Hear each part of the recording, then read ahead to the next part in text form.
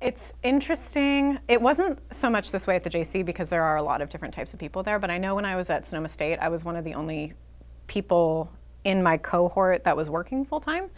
So, you know, right now to you guys, 20-year-olds might seem older and wiser, but 20-year-olds are kind of awful people.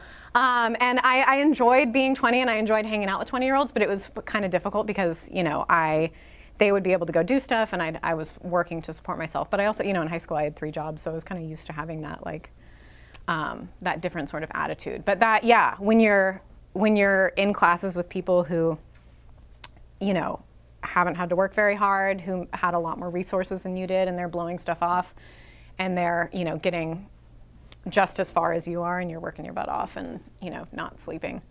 That there's a little bit of social strain there. Childhood, you know, like whimsy. There was definitely, when I first started teaching and I suddenly had 2 days off a week, I had such a desire. I'm like, let's go to the park. Like, can we just spend the weekend at the park? And it was things like that. Like, you know, I remember getting in trouble as a senior because I was not nice to the freshmen. Because I'm not a very nice person, no. But it's, and when I was confronted by my choir teacher, of course, I said, I was like, you know, they act like kids. Like, I never got to act that way. And so just that silliness and the, you know, not needing to worry about things, it's beautiful. You get to develop so much as a person if you have the privilege of doing that. So I try to give it to myself now. That's why I don't answer emails on the weekends anymore. But yeah, I don't recommend working that hard if you don't have to, because you get tired. I'm tired. I've got gray hair. I'm 28. No, I learn everything from my students. Yeah, just, you know, today I was talking about some past Lord of the Flies essays because that's what we're working on with the sophomores. And half of what I know about Lord of the Flies was told to me by students who made sense of it in a way that I hadn't. I'm all, oh yeah. Make a note. And then the next year, nobody has any idea that you didn't know that. So and that's the other thing. Like, we think teachers are so smart, and they are. But the only reason it seems like I know this much about Lord of the Flies is because now I've read this book 7 or 8 times. My first year teaching, it was different. So there's something, you know, try to mimic that as often as possible. Mastery is a cool thing.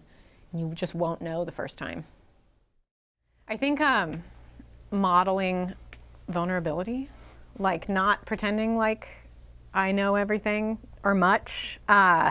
Just sort of, I like to think of myself as an adult role model, meaning like this is what it's like to just be an adult and to be frantic and to be in your 20s and like barely know that like what needs to happen with your car or how banks work.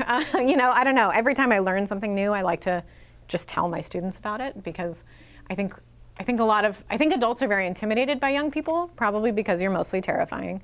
But I think there's such an inclination to pretend like we know everything and that you don't. But I don't, and there are a lot of things that you guys know. So that, you know, sort of being on a more equal level.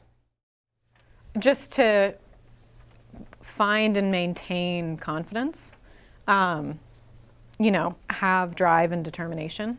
So this year I've brought in a lot of people to speak to my classes, especially my juniors, about the sorts of paths that they've taken to sort of validate, you know, not knowing what you want to do when you're 18. I think, you know, being nice to yourself is really important. Most of us need to do better at that. I'll let you know when I figure it out. But just, yeah, prioritizing self and mental health and things like that, I think that's going to lead you in a direction where no matter what path you choose, you're going to be equally happy and fulfilled.